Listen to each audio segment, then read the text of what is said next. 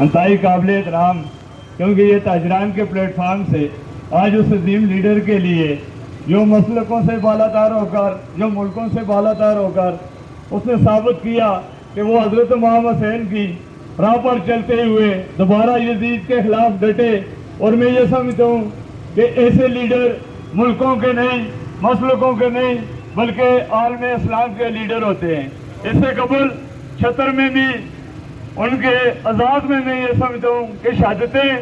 قوموں کے لیے آزاد ہوتی ہیں۔ ان کے اعزاز میں اور تجدید عہد کے طور پر پروگرام تھا، تو وہاں پر بھی میں نے یہ بات کی کہ وقت ضرور لگے گا کہ ہمیں جو تقسیم کیا گیا ہے مسلکوں کے نام پر، لیکن یزید کے خلاف اور اکسد کے خلاف جو لوگ،